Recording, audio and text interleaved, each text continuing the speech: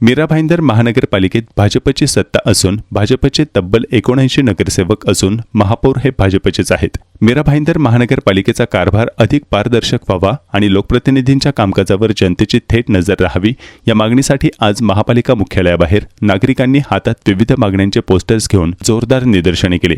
महासभा सुरू होण्यापूर्वी महापालिका मुख्यालयात प्रवेश करणाऱ्या भाजप नगरसेवक आणि महापौरांना आंदोलकांनी थेट पोस्टर्स दाखवत आपला तीव्र निषेध नोंदवला।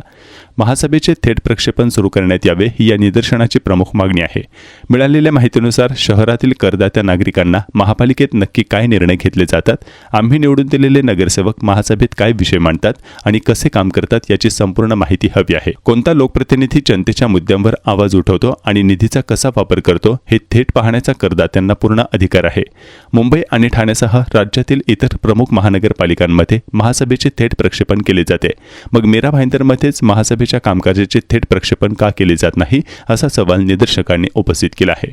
तसेच महासभेच्या एका दिवसाच्या कामकाजादरम्यान खाण्यापिण्यावर लाखो रुपयांचा खर्च केला जातो। नगरसेवक आणि महापौरांच्या रील काढण्यासाठी जे लोक पगारावर नियुक्त केले आहेत त्यांचा पगार देखील करदात्यांच्याच पैशातून दिला जातो, मग महासभेच्या कामकाजाचे थेट प्रक्षेपण का केले जात नाही? तिथे नक्की असे काय घडते जे जनतेपासून लपवले जात आहे असा घाणाघाती सवालही निदर्शकांनी केला। निदर्शकांनी पालिका प्रशासनाला आपल्या मागण्यांचे निवेदन सादर केले असून तातडीने लाईव्ह प्रक्षेपणाची सोय न केल्यास आगामी काळात आंदोलन अधिक तीव्र करण्याचा इशारा दिला आहे। मीरा भाईंदर महानगरपालिकेच्या ज्या महासभा म्युनिसिपल कॉर्पोरेशनमध्ये होत असते त्या महासभेची जी प्रोसिडिंग्ज आहेत त्या प्रोसिडिंग्ज लाईव्ह व्हावा, जनतेला महासभेत नगरसेवक बसून काय करतात, महापौर कोणते निर्णय देत आहेत, काय डिसिजन देत आहेत या ट्रान्सपरन्सी आणि पारदर्शकतापणे जनतेमध्ये गेला पाहिजे। या फार सिंपल मागणीसाठी आम्ही 15 ऑगस्ट पासून एक मोहीम चालू केली आहे। या शहराच्या युवकांनी, आम्ही सगळे युवक आहोत, आम्ही सगळ्यांची भूमिका एकच आहे की जी महासभा आतमध्ये चालते त्याच्या लाईव्ह प्रक्षेपण व्हावा। आम्हाला माहित पडलं पाहिजे आम्ही निवडून दिलेले नगरसेवक आतमध्ये बसून काय करतायत। चहा पाणी जेवण याच्यासाठी 1 लाख रुपये एका महासभेच्या मीटिंगसाठी खर्च होतोय। 1 लाख रुपये तुम्ही एक महासभाचा खर्च करतात। त्यानंतर ह्या जेवढे politicians Mira Bhayander municipal corporation आहे सगळ्यांचे रील बनवण्याकरिता यांनी एक एम्प्लॉईज रील बनवण्यासाठी एम्प्लॉई ठेवलेत, त्याचे पगारचे पैसे आम्ही टॅक्स भरून आम्ही देतोय आणि या लोकांना आतमध्ये बसून काय काम करतात हेच जनतेपासून लपवायचे आहे। आमचा फार सिंपल प्रश्न है, आप अंदर आप लोग क्या कर रहे हो और आप लोगों को क्या ऐसा छुपाना है कि आप लोग लाइव प्रोसीडिंग नहीं होने दे रहे हो। महासभा के अंदर महासभेमध्ये तुम्ही कोणत्या नियम, कोणत्या कायदे, कोणत्या ठराव, कोणत्या डिसिजन्स घेतात जे तुम्ही जनतेपर्यंत पोहोचू देत नाही। आमचं स्पष्ट म्हणणं आहे जोपर्यंत महासभेचं लाईव्ह प्रक्षेपण चालू होत नाही तोपर्यंत या शहराच्या वतीने आम्ही सगळे युवक ही मोहीम चालू ठेवणार। बघा, आजची तहकूब महासभा आहे आणि याच्यामध्ये खूप महत्त्वाचे विषय शहरातले आहेत।